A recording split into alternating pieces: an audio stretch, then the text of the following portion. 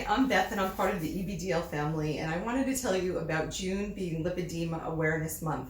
Lipedema is a disease that affects 17 million women in the US, about 11% worldwide, and it's generally an unrecognized, underdiagnosed, misdiagnosed disease for many years, if not decades. Generally starts at puberty, pregnancy, or menopause, and it is where from your waist down or your arms, those are the most common places. It can be found anywhere throughout your body, but it is where an extra layer of disease fat accumulates and looks a bit disfigured or a lot disfigured, and it generally feels like small pearls or beads under the skin, sometimes even as small as grains. And this month we're just trying to create awareness out there. It generally takes effect as pain in your legs. Bruising is often a situation, lots of inflammation. Perhaps you have swollen ankles. It generally does not affect the hands or the feet. And those are kind of the broad overview highlights.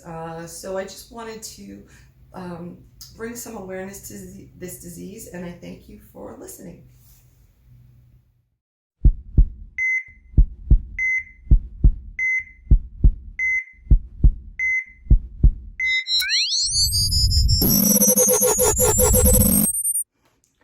Hey everyone, and welcome to another episode of EBDL TV Live. Thank you so much for being here. You can subscribe down below. There's also a bell that you can click, and that'll give you notifications every time we upload a new video. You can also like this video, and if you really want to help us, you can share it. Share this with a friend. We go live every Monday at 7 p.m., and maybe this is a great way for you and your friend to connect and talk about real world problems and real life issues that we might be able to help you with. Again, we are not doctors or lawyers or psychiatrists. We are just incredible people with a lot of experience in our own lives and a passion about self-love and mental health. Before we get going, take a second to introduce yourself below. Take a moment to realize that this time is for you. This moment here with us is about celebrating yourself, understanding yourself more, and just breathing through some of the issues we may be facing. I hope this video provides you with some laughter, some relief, and definitely some education. All right, I'm doing too much talking. Let's get to the first question submitted by Sarah.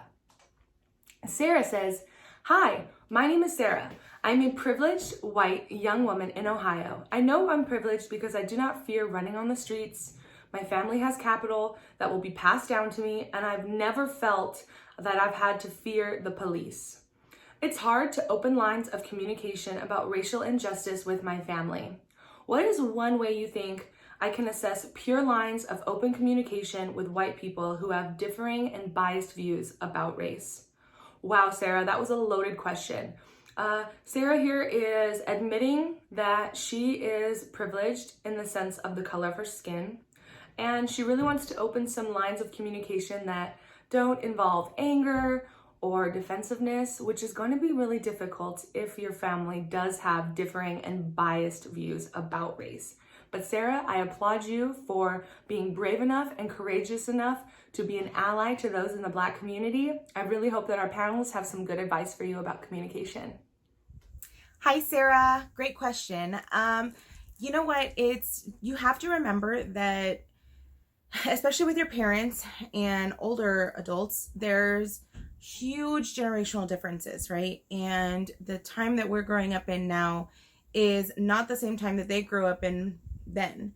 And although history is showing there's a lot that hasn't changed, it's just they were raised differently and they were brought up differently, and your views and your perspective and your beliefs are going to be different than theirs. So trying to get them to understand is going to be a challenge, because they have an entire different upbringing and they have an entire different view than we've been exposed to. And you know, that's just passed down because of history and time, and that's not their fault. nor is it your fault. It's really no one's fault. It's just the way that life and history has happened. So in order to have a really nice, pure conversation about it without having to take a side or having it be a fight, take some concrete evidence and take some facts, take some research to the table when you're ready to have that conversation, and let them know that this is something that's bothering you and you want to talk about it. And hopefully that kind of opens up some dialogue and it doesn't lead down a negative one, because I'll be honest, talking about racism and politics and talking about this stuff, it makes me really uncomfortable, just because there's so much to it and there's so much in depth that can be taken the wrong way or misunderstood when people are trying to explain their own feelings, and it's just because you don't know how to do that. So again, doing the research and taking some evidence and some material with you and saying, this is how I feel, and this is what has happened in history, and this is what has come to today's light, and I think that this is how it should be, or this is what makes me feel that way. And trying to find a nice way to position your feelings, to not having it be very attacking, not having it be, I'm right, you're wrong, or you're wrong, I'm right, whatever it is. Like, I think that's going to be the best way to go about it. It is a difficult conversation to have, and to each their own in the way that they go about it. Some people are a lot more aggressive, but I think whatever position you go about it, just make sure you're in an open-minded headspace, because again, generational differences make a huge difference in our understanding and our beliefs. So you just have to go in there open-minded and listen to them, and then be ready to explain your side of it, so that this way they can understand how you're feeling and where you're coming from with today's issues that are happening in the world that are very similar to past events, but it's not at all the same now. There has been such a movement now that they need to get with the program and understand where we're coming from and what our generation is trying to do to be better than we have before. So I say kudos to you for having this difficult conversation, but take some material with you and have it ready for their rebuttal. Wow, Sarah, I really hope that you took notes, because those were some really good ideas on how you can talk to your family about being an ally to those in the Black communities. Our next question here is from Ray. Ray says, have you ever been around someone who was being racist? Can you talk about a time when someone else said or did something racist and you interrupted it? What were you feeling at that time? Wow, thanks Ray for giving us all a chance to share our experience talking about racism with those who may not understand or know that they are racist. This is really important, and I look forward to hearing what the panelists have to say. Hi Ray. Yeah, I've definitely been around some racist people and moments, but one that really stood out to me was when I was working at my previous employer, and I was helping him. I was processing his transaction, and I remember him talking about the wall being built, and he was saying, if Mexicans want to be here, they should learn how to speak freaking English, because this is America, and if they don't like it, they can go back where they came from, and X, Y, and Z. And I thought it was the most ignorant, rude thing someone could say to me. And obviously, because of the color of my skin, he didn't know that I was Hispanic, and he was just ranting and raving and thinking I was going to take his side. And I sat there and I listened as I was super angry and my blood was just boiling. And I just remember saying, not everyone has the opportunity to go to school or get that education or have the opportunities to learn, and they try their best. And I think it's beautiful that we live in a state that many people are drawn to for all the different attractions and opportunities that we have to offer here, especially in California. Yes, it's an expensive state, but there's so much here that is offered to help, and that's why people come. And I think it's beautiful that we have people all over the world who speak different languages in one place. I really don't believe that you have to speak English because it's America. Like, this is because it's America, it's okay to speak those different languages and have those opportunities and be equally as entitled to anything that the world has to offer, just as anyone else is. I was so angry. But I bit my tongue. I let him rant because he was just being ignorant, and to him that was his opinion, and that's how he felt, and I don't agree with it. Obviously, again, because of the color of my skin, he thought I was white, and I wasn't, or I'm not. And because of that, I said what I said, but I kept it casual because I was in my workplace and I didn't want to argue.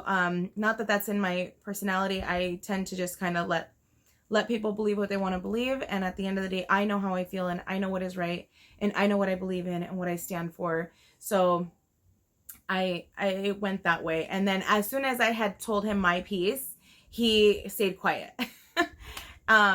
Which I probably should have responded speaking in Spanish to really piss him off, but I didn't. So that's really what I wanted to do. But you know what? Sometimes you just gotta let ignorant people just be ignorant, because they are so closed-minded and they don't want to hear what anyone else has to say because they're so stuck in their ways. And you know what? Unfortunately, that's what that's what has gotten us to where we are. And a lot of events that could have been prevented had we been a lot more open and listened and been more inclusive to people. I really think a lot of our problems would be avoided. But you know, you have some people that you can't change their mind, and some people that have just grown up this way, and it's just been passed down and passed down and passed down. And I'm really happy that now our generation and people of all colors are coming together and really making a stand and really making a difference in the world. And I think it's really beautiful to see. So yes, I've had a moment, but I don't let it affect me, because I remember who the hell I am, and I remember where the hell I came from, and where the hell my parents came from, and my grandparents, and their parents from then and then and then. And I will always take that with me, because no one can take that away from me. So if you experience something like that, you remember who the hell you are, and you remember how hard your parents strived to get you where you are today, and their parents and your grandparents and your ancestors, and where you are today because of them. And don't let anyone take that away from you, because they can't. They are just ignorant people who don't know any better and don't care to know any better. So if you or anyone else out there has had moments where they're experiencing racism, especially right now, you know what? Don't let them get under your skin, because you have to remember who you are, and you can only control your own feelings. Be a part of things in the world that you are comfortable in doing, whether it's protesting, posting on social media, educating yourself or others. I highly advise doing what you feel is best to do to take your stand and to get your voice heard, because no one else knows how you feel unless you speak up and you tell them.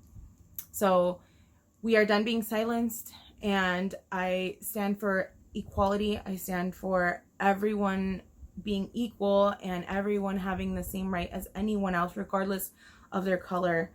And I hope that all of this can change for the better, because it's such a beautiful moment that we're living in right now. This change and shift in the world is so nice to see. And it is very unfortunate that it had to happen at the expense of George Floyd and many others that have lost their lives. But I truly believe we can make a difference by being open-minded and standing for what is right. If you want to submit a question to the EBDL TV live show, make sure that you email us at ebdltvlive@gmail.com. We will get to your question. If you have questions right now, go ahead and comment, share below. We would love to chat in the live chat room. All right, so that next question is from Liz.